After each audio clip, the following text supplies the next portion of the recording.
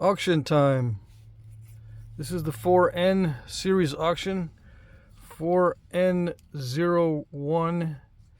This is a knife that I made for myself, actually. This is raw, or let's see. I think this is raw Georgia chert. Well sharpened, very thin edge. And hemp cordage. I think this is, elm wood. It's got a little hole in there for a lanyard. I'm going to include some leather lace for the lanyard if you want to use it. Yeah, and this cordage here is covered over with Titebond 3. It's the waterproof type. And it's glued in there with black commercial modern hot melt. All right, so it's not going to leak out of this joint easily. You know, if it's 100 degrees out, it's not going to soften up to the point where it starts to leak out like pine sap glue would. I think, the pine glue will liquefy at temperatures as low as 100 degrees and it'll run out. Or it'll stick. You leave it on something, it'll run out and stick to whatever it is. So you're trying to yank it off of the car seat or whatever. Anyway, it's got black leather dye on it. Okay, let's see. It's just a simple leaf-shaped blade. There is no notching. 3 3/8 for the blade length. The total length on the whole thing, I believe, is 5 inches. Or 4 3/4. It's got a pretty good stem area to make it pretty solid haft. Okay, I'm gonna make another one of these. That's why I'm getting rid of this one. I'm gonna make a bigger one.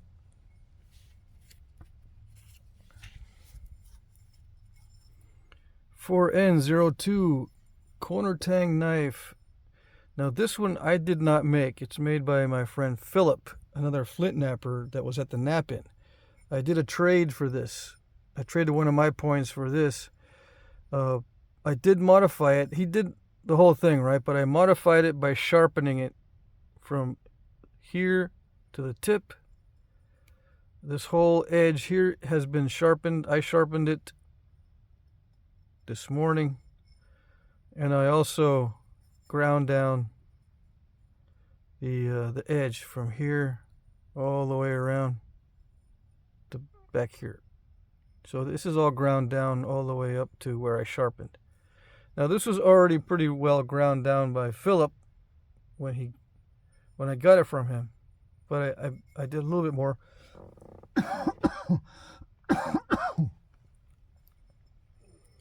So yeah, there you go, corner tang knife. And I believe these were hung on a lanyard, so I'm going to give you some leather lace there too. 5 5/8. Inch and a half right there, a little over inch and a half right there. Okay, I forgot Philip's last name, so I didn't put it on there. But if you want, you could take that off with isopropyl alcohol or acetone or a fingernail polish remover or whatever. You can just remove that. I'm not going to sign this one because I didn't make the whole thing. All I did was sharpen it. Okay, I sharpened it here all the way to the tip and this whole edge. All right, and I straightened it out. This edge was a little bit wonky, kind of like this side. All right.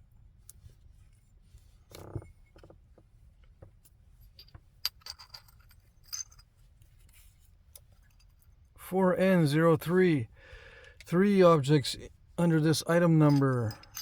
2 of these are on video. This Curville knife thing is on video. This Frio type point is on video. This is made from the ranch rock that I collected myself. This one I made off camera from a piece of Georgetown. These are all raw. All these pieces are raw. I made this out of Georgetown because I wanted to test out the quality of the Georgetown that I got. It's pretty good stuff. I did do a little bit of mistake here. I didn't want to reduce it down anymore to get rid of that lump, so I just left it. Yeah. I will sign these because I made these. Okay. Let's see.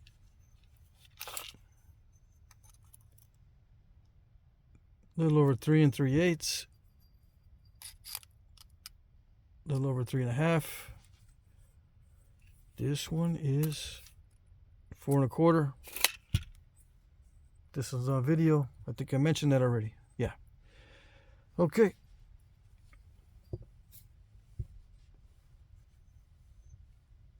Oh, this is a Marcos type. Okay.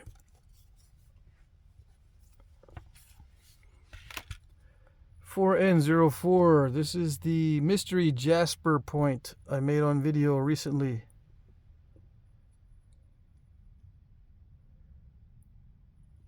Yep. Let's see. I don't think I weighed it in the video. I think I might have measured it, but I'll measure it again.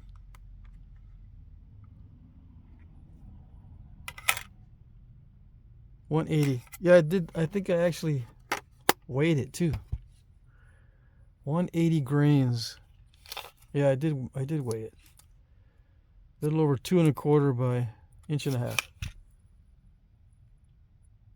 So yeah, if you want to see how I made this, you just watch the video.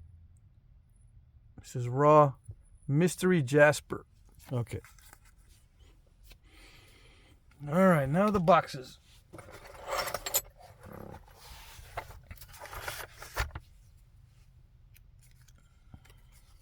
(4N05). A box of large flakes and one biface. I think these are all large, thick flakes. I should say thick instead of large, because large would be, you know, half of this box in length. But these are just thick flakes. Yeah. 4 1/8. Georgetown, high quality raw. These are all raw pieces of Georgetown. I got a lot of Georgetown this past episode with the nap-ins and stuff. With the nap-in.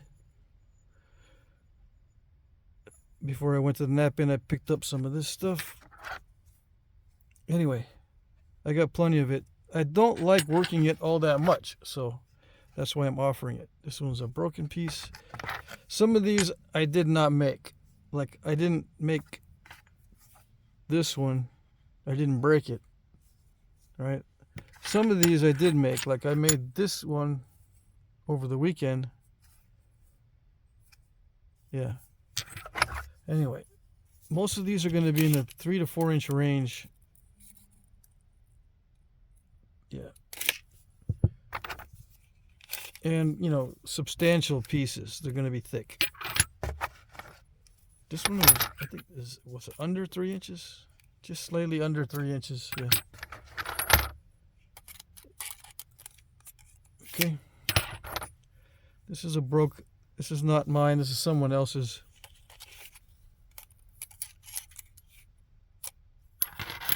So yeah, there's some broken ones in here from someone else. I got a bunch of brokes and flakes from a friend of mine.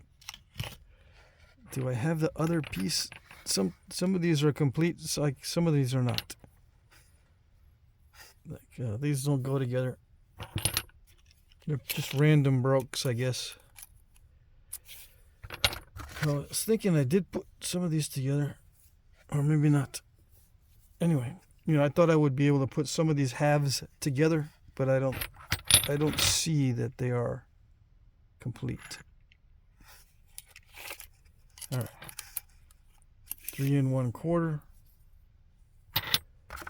So there are different shades to Georgetown, but they all nap pretty much the same.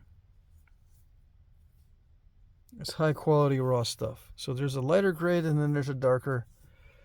This one's almost a brownish. This might not be a Georgetown, but just a high quality raw Edwards Plateau. Same with this one. I think these two are similar, but they nap just like Georgetown, so I stuck them in here. This is Georgetown.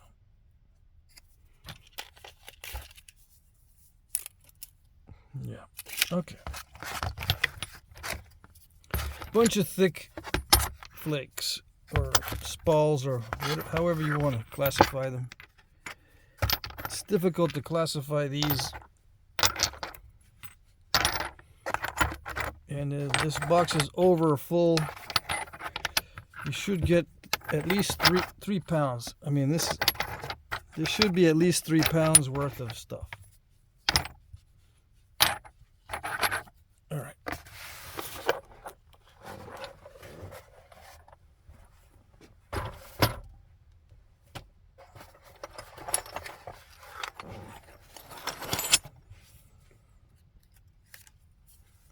N06, another box of Georgetown. This time these are thin flakes. Same sizes as the other ones, but these are thin, already thin. 3 inches. The thinnest and flattest and largest flakes that I have from this last batch. I just threw them in here. And some of these are less than 3 inches. Yeah. You should just be able to trim around the edges and then do a little bit of interior flaking and they're done. You know, when they're flat and thin, you just trim around the edges and then send in a few, maybe some thinning flakes wherever you might need them and then notch them or whatever.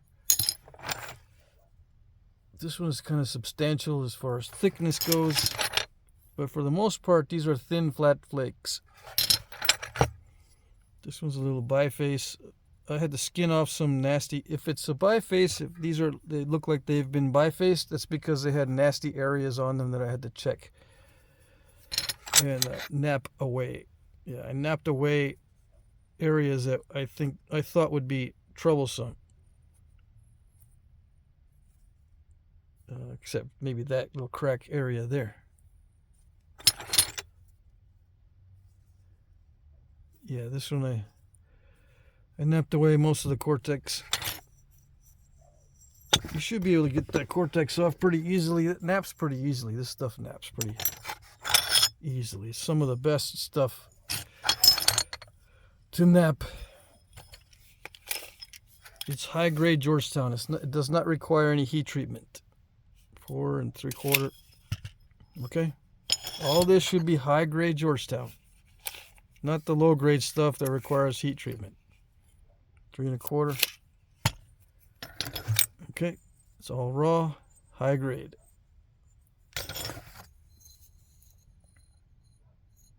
In case you don't know what high grade chert or flint is, now's your chance to find out. This is a substantial flake. 4 1/2.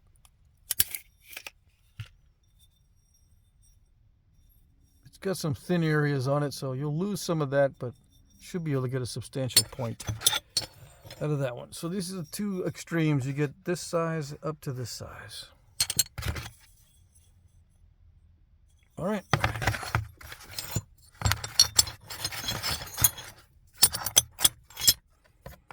Most of these flakes were not made by me. Okay. I got a bunch of flakes with spalls when I picked up the Georgetown this time around, which was good. I don't have to do too much work. I just put the stuff in a box. And I got plenty of flakes, but most of the flakes that I've got are the curved and the cortex flakes and the nasty ones that have cracks and stuff. I'm not going to sell those because those are subpar. But I got a ton of subpar flakes that I can do stuff with. So don't worry. Okay.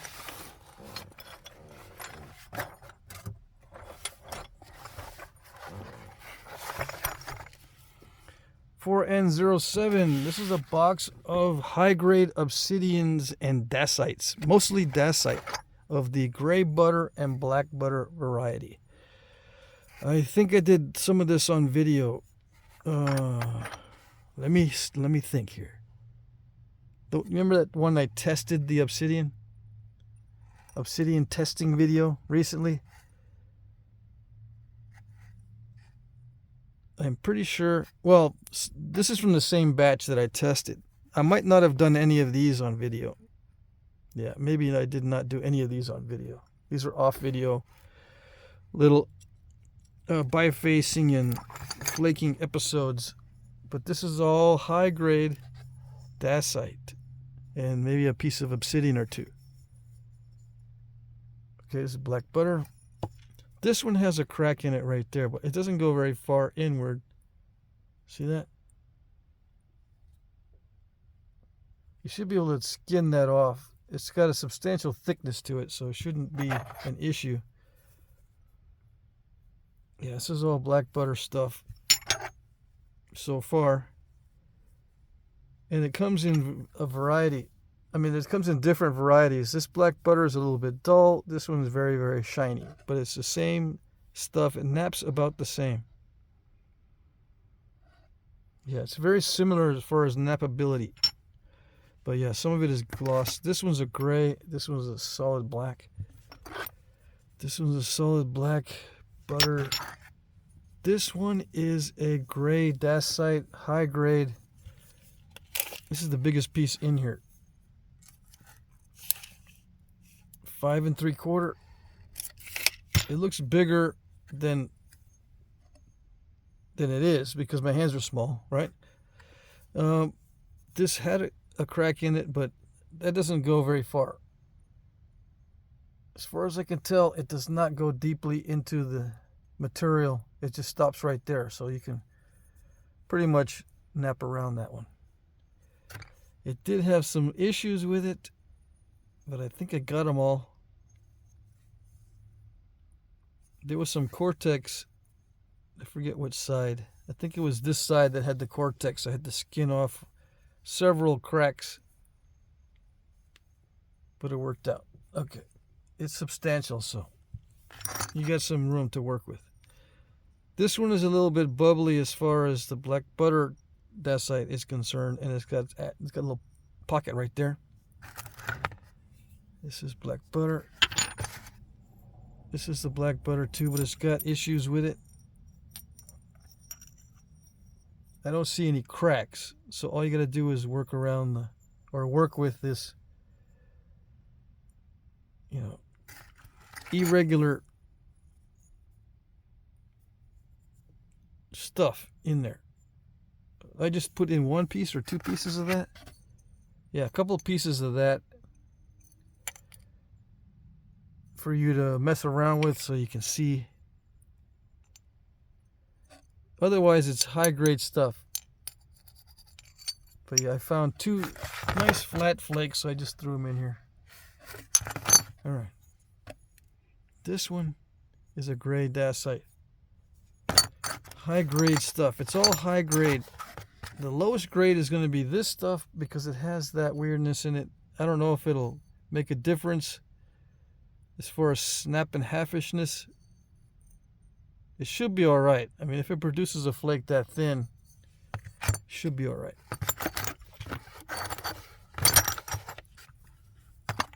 You can just start on those first if you're not too experienced with obsidian, just to get the feel for it before you move on to the higher grade stuff in this box. Okay.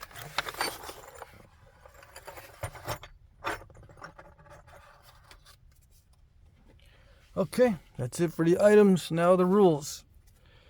Bid in the comments section under one of my pre-populated comments. This means that you will be replying to one or more of my comments. My pre-populated comments will contain the item number, a timestamp where the item appears in the video, and a short description. I will like your comment if I see it. When you bid, you're commenting. And when I see it, I will like it. I might not like what you say, but I will like it with the like button.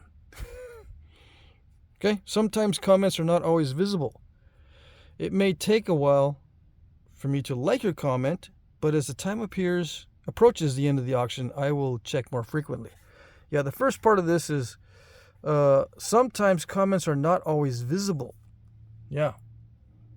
YouTube is kind of quirky like that. Not all the time can we see your comment. So just be aware that that's a possibility, and just keep an eye on the like button. I might not get to your comment right away or your bid right away, so just have a little bit of patience in that regard. But as time approaches the end of the auction, I check a lot more frequently. If you still don't see a like and the auction's almost over, something's up. Okay.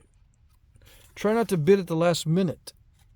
I'm using YouTube's time tracker and it's not always accurate. It can be up to 2 minutes off. Please be aware of this. Shipping is free in the US. Free shipping. International shipping is discounted, but not free. I will add the following amounts. We'll work this out in the emails when we do the email thing.